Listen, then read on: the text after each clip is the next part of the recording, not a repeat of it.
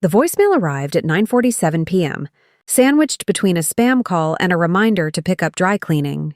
3 words glowed on the screen. Mom, 1 message. She pressed play without thinking. The phone warm against her ear, her feet curled beneath her on the couch of her tiny apartment. Her mother's voice was cold, clipped, rehearsed. "You're out. Don't come back. We're moving on without you." A pause, the sound of breathing, then the click of disconnection. 17 seconds. That's all it took to erase 26 years. She sat there, the phone still pressed to her ear, listening to the silence that followed. The apartment was dark except for the blue glow of the television, some cooking show playing on mute. She replayed the message, once, twice, 3 times. The words didn't change. Her thumb hovered over the call button. She could hear herself already, apologizing, explaining, begging for clarity. But something held her back. A feeling she couldn't name. Something hard and cold settling in her chest like a stone dropped into still water. She typed 2 letters instead. Okay, sent. The screen glowed for a moment, then went dark. The apartment felt smaller now, the walls pressing in. She walked to the window, looking out at the city lights, the endless stream of cars on the highway below. Somewhere out there, her family was making plans without her. Somewhere out there, her mother was telling everyone that she was gone. She thought about the last time she'd been home, 3 weeks ago, for her father's birthday. The house had been full of people, laughter bouncing off the walls, her brother's kids running through the living room. She'd brought a cake, homemade, her father's favorite. Her mother had looked at it, smiled tightly, and set it aside without a word. Later, she'd found it in the trash, untouched, still in its box. She hadn't said anything. She never did. The memories came faster now, unbidden. The way her mother's eyes would slide past her at family dinners. The way her brother always got the first hug. The loudest praise, the biggest slice. The way her father would nod along to whatever her mother said. Never questioning, never defending. She'd spent years trying to earn their approval, bending herself into shapes that didn't fit, swallowing words that burned on the way down. And now, with 1 voicemail, they'd made it official. She was out.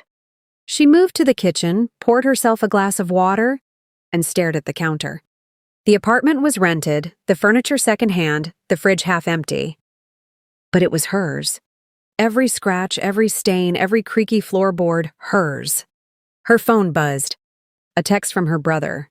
"Mom says you're not coming to the closing. Good, we don't need you there anyway." The closing. She'd almost forgotten. The family house, the one her grandmother had left to all of them, the one they'd been fighting over for months, was being sold. The deal was set to close in 3 days. Her signature was required. Without it, nothing moved forward. She read the text again, her jaw tightening. They didn't need her. That's what they believed. That's what they'd always believed. She set the phone down and walked to her desk, pulling open the bottom drawer. Inside was a folder, thick with papers, edges worn from months of handling. She'd kept every document, every email, every legal notice. Not because she'd planned for this moment, but because something inside her had always known it might come. The trust. Her grandmother's trust. The one that held the house, the savings, the investments. She was a co-trustee, named alongside her mother and brother. Equal power, equal responsibility, equal say. She flipped through the pages, her eyes scanning the clauses she'd read 100 times before. There it was, in black and white. Any major decision required unanimous consent. Any trustee could freeze the trust's assets with written notice. Any trustee could halt a sale. Her heart pounded. She thought about the voicemail, the text, the years of being overlooked and dismissed. She thought about the cake in the trash, the silence at the dinner table, the way her mother's voice had sounded, so certain, so final. She opened her laptop, fingers hovering over the keyboard. The trust's management portal glowed on the screen, waiting for her login. She typed her credentials, watched the page load, and navigated to the section marked Asset Management. 1 click, that's all it would take. She hesitated, her breath shallow. This wasn't just about money. This was about power, about finally being seen. about refusing to disappear quietly into the night. She clicked. A confirmation box appeared. Are you sure you want to freeze all trust assets? This action will require trustee review to reverse. She clicked again. Yes. The screen refreshed. A single line of text appeared at the top. Trust assets frozen as of 10:32 p.m. She leaned back in her chair, her hands trembling. The apartment was silent, the city lights blurring through the window. She felt something shift inside her, a door closing, another one opening. Her phone buzzed again. Another text from her brother. Seriously, don't bother showing up. It's handled. She smiled, a small, bitter curve of her lips. Handled, they had no idea. She navigated to her email, composing a message to the real estate attorney handling the sale. Subject line, withdrawal of consent, house sale. Body. I am formally withdrawing my consent for the sale of the property held in the family trust. Please halt all proceedings until further notice. She hit send. The clock on her laptop read 10:41 p.m.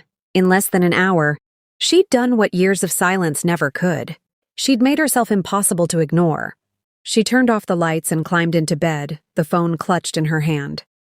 Tomorrow the calls would come.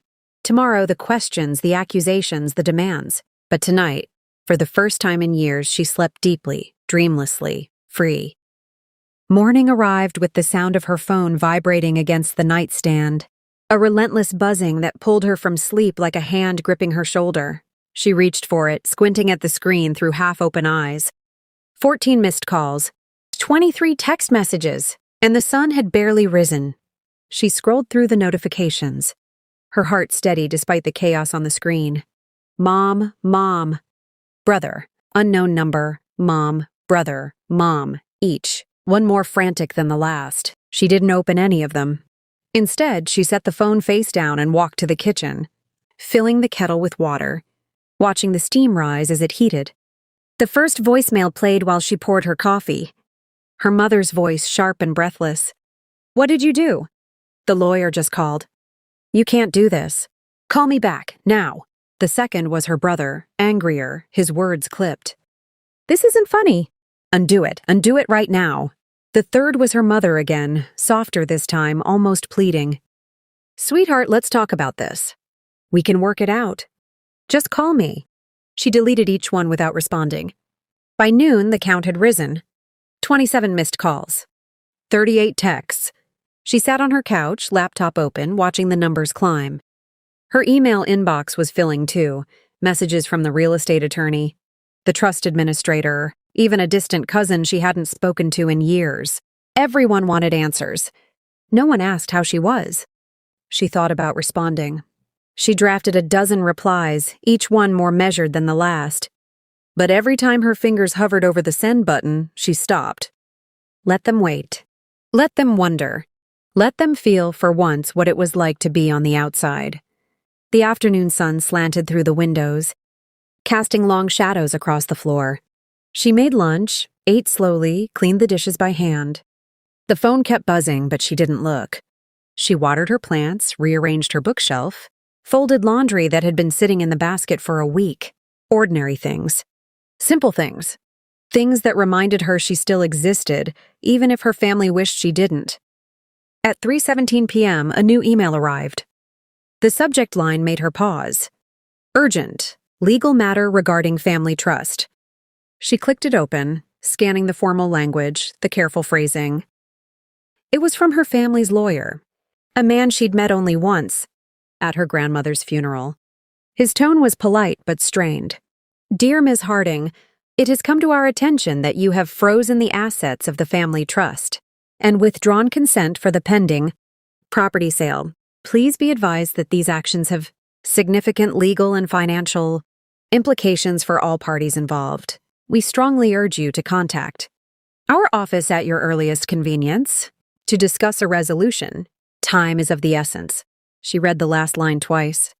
Time is of the essence. For years, her family had treated her like an afterthought, a footnote in their plans. Now, suddenly, her time mattered. She closed the laptop and walked to the window, watching the city pulse below. She thought about her grandmother, The woman who had built everything her family now fought over. She remembered the summers spent in that old house, the smell of lavender and fresh bread, the sound of her grandmother's laughter echoing through the halls. Her grandmother had seen her, had listened, had believed in her when no one else did. That's why she'd named her a trustee. Not her mother. Not her brother. The phone buzzed again. This time she looked.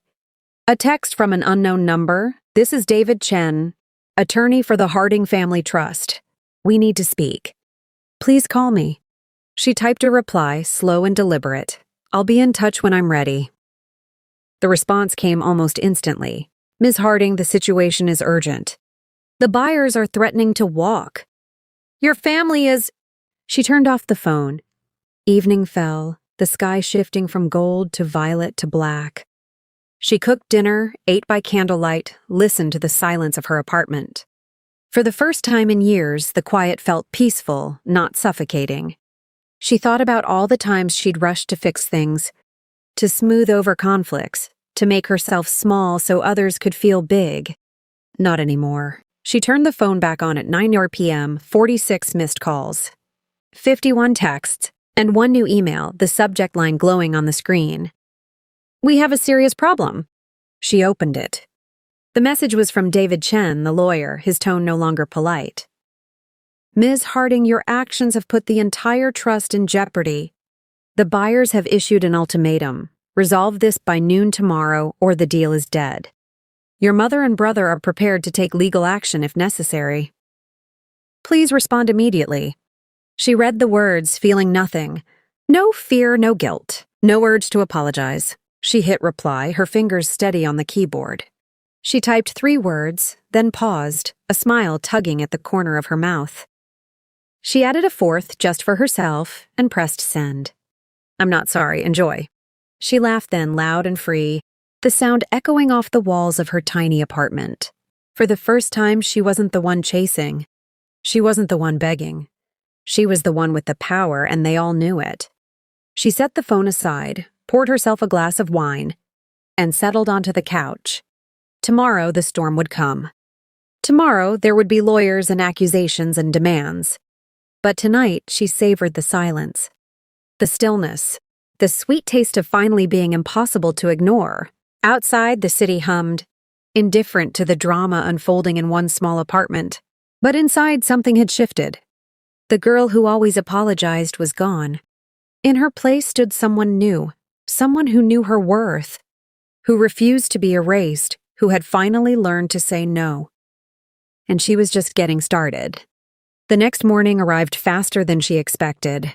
Sunlight streamed through the curtains, warm and golden. But the air in the apartment felt charged, electric with anticipation. She woke before her alarm, her mind already racing through the possibilities of the day ahead. She checked her phone. 63 missed calls now. 74 texts. And a new voicemail, this one from a number she didn't recognize. She pressed play, holding her breath. A man's voice, professional but rattled. Ms. Harding, this is David Chen. I've been retained to represent your family's interest in the trust matter. I'm calling because we have a serious problem. The buyers have withdrawn their offer. The sale is dead. Your mother is... Well, she's not taking it well. I need you to call me back immediately. We need to discuss your intentions and find a path forward, please. She listened to the message twice, letting the words sink in. The sale is dead. She'd done it. She'd actually done it. Her phone buzzed again. A text from her brother. You ruined everything. Mom won't stop crying. Are you happy now? She stared at the screen, waiting for the guilt to come. It didn't. Instead, she felt something else, a strange, unfamiliar lightness, like a weight she'd been carrying for years had finally slipped from her shoulders. She showered, dressed, made herself breakfast. Eggs, toast, fresh orange juice. She ate slowly, savoring every bite, ignoring the relentless buzzing of her phone. Let them wait. Let them stew in the mess they'd created. At 10 a.m., her doorbell rang. She froze, fork halfway to her mouth. No one ever visited unannounced. She set down her plate and walked to the door, peering through the peephole. Her mother stood on the other side, face pale, eyes red-rimmed, a crumpled tissue clutched in her hand. Behind her, looking uncomfortable in a rumpled suit, was David Chen, the lawyer. She opened the door but didn't step aside. "Yes?" Her mother's voice cracked. "Please, let us in. We need to talk." She studied her mother's face, searching for the coldness she'd heard in that voicemail. It was still there, buried beneath the desperation, but muted now, softened by fear. She stepped aside, gesturing them into the small living room. They sat on her second-hand couch, looking out of place among her mismatched furniture. David Chen cleared his throat, pulling a folder from his briefcase. "Ms. Harding, I'll be direct. Your actions have created a significant legal and financial problem for the family. The buyers have walked. The trust is frozen. And your mother and brother are facing substantial penalties if this isn't resolved quickly." She nodded, her expression neutral. "I understand." Her mother leaned forward, desperation leaking into her voice. "Why? Why would you do this to us? After everything we've done for you?" She felt the old instinct rise, the urge to apologize, to explain, to smooth things over, but she pushed it down, letting the silence stretch. "Everything you've done for me," she repeated slowly. "Like leaving me that voicemail? Like telling me not to come back? Like throwing away the cake I made for Dad's birthday?" Her mother flinched. "That was a misunderstanding. I didn't mean—" "You meant every word." Her voice was calm, steady. "You've always meant it. I just never listened before." David Chen shifted uncomfortably. "Ms. Harding, perhaps we can discuss a resolution. If you're willing to unfreeze the trust and consent to a new sale, we can—" She held up a hand, silencing him. "I'll consider it, but not today, and not without conditions." Her mother's eyes widened. "Conditions?" She met her mother's gaze, unflinching. "I want a formal apology. In writing. I want my share of the trust transferred to a separate account, managed independently. And I want you to admit to the entire family that you were wrong." The room fell silent. Her mother's mouth opened and closed, no words coming out. David Chen scribbled something on his notepad, his pen scratching loudly in the quiet. Finally, her mother spoke, her voice barely a whisper.